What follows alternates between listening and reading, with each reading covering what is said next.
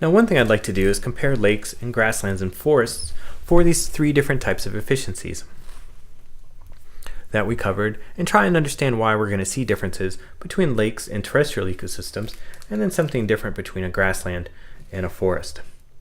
Part of this is going to help us understand why men spend a lot more time fishing than they would hunting. So what is it about a lake? If we take a look at the different efficiencies and think of two different systems that have similar productivity, we can take a look at the efficiency of consumption, the efficiency of assimilation, and the efficiency of production, and ask, what is it about lakes that lead to having a lot more fish? Do they consume a greater fraction? Do they lose a lot less as fecal material? Or are they just a lot more efficient in the fact that fish respire less? First, we're going to take a look at consumption efficiency. And consumption efficiency, again, takes a look at the fraction of primary production that's consumed by herbivores. Consumption efficiency is determined primarily by food quality and secondarily by predation. So how much food is going to be consumed by herbivores, bottom up and top down. If we take a look at different ecosystems, here's table 10.1, and this is the consumption efficiency of different ecosystems. For an ocean, somewhere on the order of 60 to 99% of all of net primary productivity is going to be consumed. And lakes are actually pretty similar. Almost all the plant biomass that's produced in an open lake is going to be consumed by the next trophic level. Somewhere in the middle are going to be managed rangelands. So if we have a grassland, a pasture, for example, with cows on it, somewhere on the order of 30 to 50% of the grass that's produced is going to be consumed. And sometimes it's a lot higher than that, but a third to a half is about right. African grasslands, pretty similar. So grasslands in and of themselves are somewhere in the middle. By the time we get down to forests, for example, a relatively small proportion of the amount of biomass that's produced by plants is going to be consumed by herbivores. So forests have a relatively low consumption efficiency. So let's take a look at lakes versus grasslands versus forests, and we're just going to make a relatively simple table to compare consumption efficiency. Now we said that lakes have high, grasslands medium, and forests low consumption efficiency. A lot of the phytoplankton or the plankton is going to be consumed by herbivores, and grassland somewhere in the middle, forest pretty low. So when we fill this out, we'll have high, medium, and low. Let's move on to assimilation efficiency.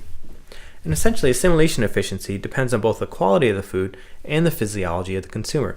Essentially, it's how much of the food that's ingested is going to pass through that consumer, or is it going to be defecated or lost. And in that case, it depends on the physiology of the consumer. Horses and cows, for example, are going to differ in the amount of material that they actually digest versus pass, but it's also the quality of the food, and some of that quality of food is a lot more digestible than others. If we compare lakes and grasslands and forests as far as assimilation efficiency is concerned, we might have numbers that look something like this. As far as lakes are concerned, almost all of the plankton that's produced in an open lake is relatively high quality. There's not a lot of secondary compounds there, for example. In a grassland, the assimilation efficiency tends to be medium or low. And when we compare grasslands to forests, we have pretty similar digestive efficiencies for those organisms. So we'll have high assimilation efficiency and relatively low for grasslands and forests. Lastly, we have production efficiency. And production efficiency is determined primarily by animal metabolism. So production efficiency has to do with how much of the energy that's taken in and is available for production ends up being respired away. And the main difference that we have here has to do with whether the organisms are warm-blooded or cold-blooded. Here's a table of production efficiencies. Homeotherms, so these are warm-blooded organisms, so birds and mammals, we're talking somewhere on the order of 1 to 3% of the energy that's available ends up being turned into biomass. Poikilotherms, cold-blooded organisms, fish, it's somewhere on the order of 10%.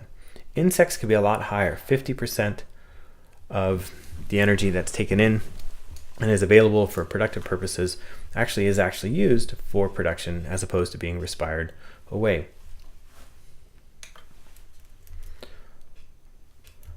So if we're going to finish filling out this table for lakes, production efficiency is going to be relatively somewhere in the middle because fish are cold-blooded, for example, and so therefore a larger fraction of the energy that's available for production within fish is turned into biomass, whereas if a grassland is grazed by cattle or a forest has other organisms in it like deer, those production efficiencies are relatively low. Now a grassland that has a lot of grasshoppers in it can produce a lot more grasshoppers or termites, all other things equal, than cattle, but if we just use a system that's with large mammals in it, we're looking at medium, low, low. Now together, the amount of herbivore biomass that we're going to have in a lake is dependent on consumption, assimilation, and production efficiencies. High times medium is, for the most part, pretty high. Grassland, medium times low is going to give you something medium to low, and forest, low. So forest, not a lot of the food is actually being consumed, not a lot of it is being assimilated, a lot of it's being lost due to defecation, and actually very little of it, the energy that's available, ends up going into the production of biomass. Lakes, on the other hand, a lot of that biomass is consumed, a lot of it is assimilated and made available for productivity purposes, and actually a relatively large amount is then used for productive purposes. It's not respired away. So, in the end, if we're going to compare a lake and say a forest and think about why there's just a lot more fish in the lake than there are